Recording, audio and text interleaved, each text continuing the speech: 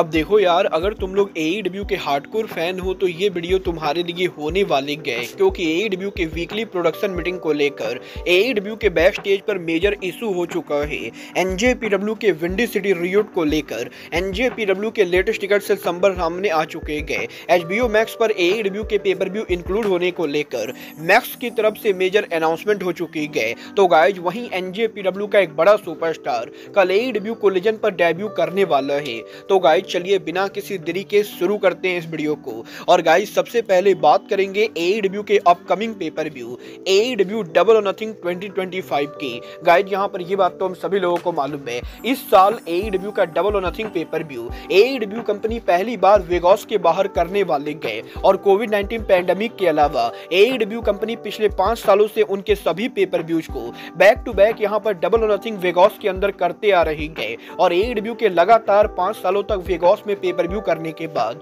अब इस साल AEW का डबल और nothing pay per view AEW company पहली बार वेगास के बाहर एरिजोना के अंदर करेगी। और यहीं अब AEW के डबल और नथिंग पेपर व्यू के लोकेशन चेंज के रियल रीजन को लेकर बैक स्टेज से मेजर अपडेट आ रहे गए। गाइड यहाँ पर WON ने इस चीज को कंफर्म किया है कि AEW के डबल और नथिंग पेपर व्यू के एरिजोना में जाने का मेन रीजन और कुछ नहीं बल्कि रेसलिंग इंडस्ट्री का biggest pay per view WWE WrestleMania है, क्योंकि इस साल WWE का रेसलमेनिया भी WWE कंपनी लॉस वेगास के अंदर करने वाले गए। और WWE के रेसलमेनिया के बाद वेगास एरिया के अंदर लंबे टाइम तक कोई भी दूसरे रेसलिंग इवेंट को देखने के लिए लॉस वेगास के फैंस यहां पर पैसा खर्च नहीं करेंगे, क्योंकि WWE के रेसलमेनिया के टिकट को बाई करने के लिए ही वेगास में फैंस को काफी सारा पैसा इन्वेस्ट करना पड़ेगा। और इसकी वजह से AEW कंपनी को ये बढ़िया से मालूम है कि वो यहाँ पर अगर रेसलमेनिया के 1 महीने के बाद वेगास के अंदर उनके शो को करेंगे तो उनके शो को देखने के लिए कोई भी टिकट नहीं खरीदेगा। और इन्हीं सभी चीजों को देखते हुए AEW ने ये डिसाइड किया है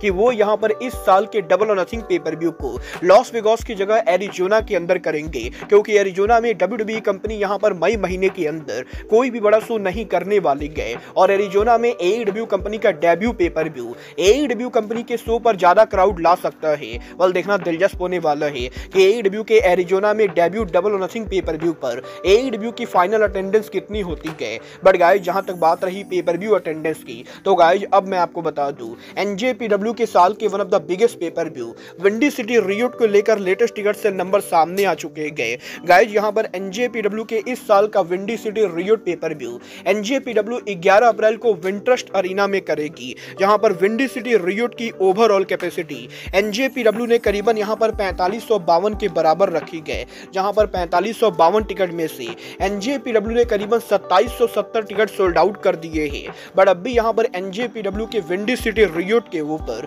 NJPW को करीबन 1782 टिकट सोल्ड आउट करना बाकी गए, जो कि मेरे हिसाब से NJPW करने वाली गए। और मुझे पर्सनली ऐसा लगता है कि NJPW के विंडी सिटी रियूट की फाइनल अटेंडेंस करीबन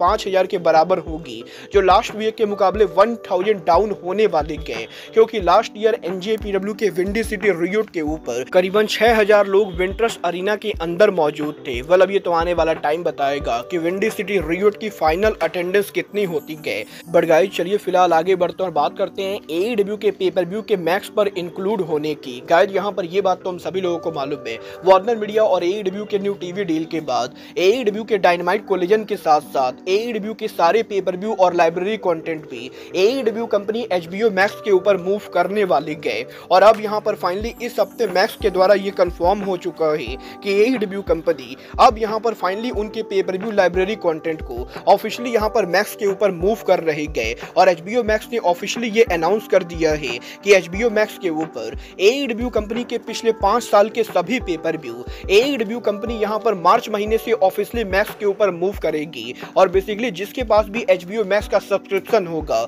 वो यहाँ पर पिछले 5 साल में हुए AEW के सारे पेपर व्यूज को HBO मैक्स के ऊपर देख सकता है। वल गाइस देखना दिलचस्प होने वाला है कि AEW के पेपर व्यू लाइब्रेरी कंटेंट के मैक्स पर मूव करने के बाद AEW पिछले 5 साल के सभी डायनामाइट और कोलिजन शो को कब तक HBO मैक्स के ऊपर लाती गए। बट गाइस चलिए फिलहाल आगे बढ़ते और बात करते हैं AEW के बैक स्टेज पर मेजर इशू की। वेल गाइस ये बात तो हम सभी लोगों को मालूम है, AEW कंपनी यहाँ पर आए दिन सोशल मीडिया के ऊपर बैक स्टेज पर कंपनी में होने वाले ड्रामे की वजह से ट्रोल होती रहती गए। और CM पंक से लेकर ब्रिट बेकर जैसे रेसलर्स तक के ड्रामा करने की वजह से AEW के बैक स्टेज को लेकर आए दिन कोई ना कोई रिपोर्ट आती रहती गए। और अब यहाँ पर एक बार फिर से AEW के बैक स्टेज को लेकर एक और मेजर इशू हो चुका है। गाइज यहाँ पर ये चीज तो आप सभी लोगों ने देखा होगा, AEW के इस हफ्ते डायनामाइट शो के ऊपर क्रिस स्टेटलैंडर और मेगन बेन के मैच के ओवर होने के बाद जब मेगन बेन यहाँ पर रिंग के अंदर खड़ी थी, उसी समय थंडर रोजा स्टील चेयर के साथ रिंग के अंदर अराइव होती गए। बट इसके बाद यहाँ पर ना तो थंडर रोजा मेगन बेन के ऊपर अटैक करती गए और ना ही मेगन बेन थंडर रोजा के ऊपर अटैक करती गए। और करीबन यहाँ पर 10 से 15 सेकंड के लिए हमें यहाँ पर थंडर रोजा और मेगन बेन के बीच में काफी ज्यादा ऑकवर्ड कन्फ्रंटेशन देखने को मिलता है। और अब यहाँ पर इस पूरे सेगमेंट को लेकर AEW के बैक स्टेज पर काफी सारे रेसलर कंपनी से नाराज है, क्योंकि गाइस यहाँ पर AEW के अंदर कंपनी यहाँ पर वीकली बेसिस के ऊपर प्रोडक्शन मीटिंग नहीं कर रही गए। और AEW के लॉकर रूम के अंदर स्पेशली यहाँ पर वुमेन डिवीजन ये चाहती गए कि टोनी खान यहाँ पर वीकली बेसिस के ऊपर शो के शुरू होने के पहले बैक स्टेज पर प्रोडक्शन मीटिंग करे, जहां पर प्रोडक्शन मीटिंग के अंदर टोनी खान और AEW के मैनेजमेंट यहां पर रेसलर्स को क्लियर बताए कि उन्हें यहां पर शो पर जाकर क्या करना है और एग्जैक्टली यहां पर 2 घंटे के डायनामाइट शो के ऊपर कौन से रेसलर को कौन सा रोल प्ले करना है। बट गाइस यहां पर रेसलर्स की बार-बार प्रोडक्शन मीटिंग के डिमांड करने के बाद भी टोनी खान AEW के बैक स्टेज के ऊपर प्रोडक्शन मीटिंग को नहीं कर रहे गए। और टोनी खान के प्रोडक्शन मीटिंग नहीं करने की वजह से ही AEW के डायनामाइट शो के ऊपर इस हफ्ते यहां पर थंडर रोजा और मेगन बेन के बीच में हमें यहां पर ऑकवर्ड सेगमेंट देखने को मिला, क्योंकि दोनों को ही नहीं पता था कि एग्जैक्टली यहां पर दोनों को रिंग के अंदर कन्फ्रंट करते समय एक दूसरे के ऊपर अटैक करना है या नहीं। और AEW के लैक ऑफ मैनेजमेंट की वजह से AEW के अंदर अब यहां पर रेसलर्स भी फ्रस्ट्रेट हो रहे गए। वेल गाइस, मैं पर्सनली यहां पर इस चीज को बिल्कुल भी सपोर्ट नहीं करता हूं और मुझे पर्सनली लगता है कि टोनी खान को यहां पर AEW के अंदर डेफिनेटली वीकली प्रोडक्शन मीटिंग करनी चाहिए और कम से कम रेसलर्स को ये तो बताना ही चाहिए कि उन्हें एग्जैक्टली रिंग के अंदर जाकर क्या करना है। बट गाइज चलिए फिलहाल आगे बढ़ते हैं और बात करते हैं AEW के कल होने वाले कोलिजन शो की। वेल गाइज बात करें अगर यहाँ पर कल होने वाले कोलिजन शो की, तो अब मैं आपको बता दूं कल होने वाला AEW का सैटरडे नाइट कोलिजन लाइव ना होकर बल्कि AEW का एक और प्री रिकॉर्डेड कोलिजन होने वाला है, क्योंकि गाइज इस हफ्ते वेडनेसडे को डायनामाइट के लाइव जाने के बाद सेम अरीना के अंदर AEW कंपनी ने कोलिजन को टेप किया था और AEW के कोलिजन के टेप होने के बाद अब AEW कंपनी वही कोलिजन कल यहाँ पर ब्रॉडकास्ट करेगी। और बात करें शो के मैचेज और सेगमेंट की,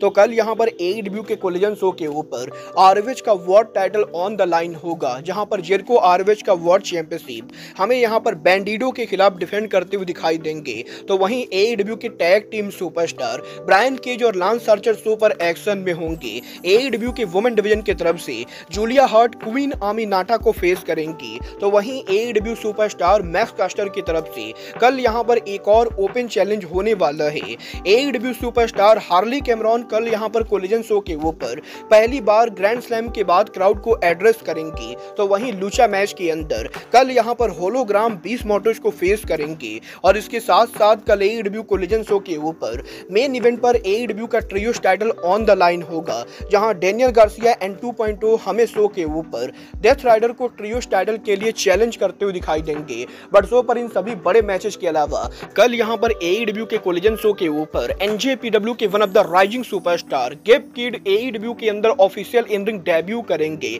जहां पर गेब किड के कोलिजन डेब्यू के ऊपर वो यहाँ पर कल बूचर को फेस करने वाले गए। वाल आप यहाँ पर गेब किड के AEW डेब्यू के लिए एक्साइटेड हो या नहीं, आप लोग मुझे कमेंट करके बताएंगे। बट गाइज अब आज के इस वीडियो में बस इतना ही, मैं मिलता हूँ आपसे अपने अगले वीडियो में। बट गाइज तब तक के लिए goodbye, good night and bang.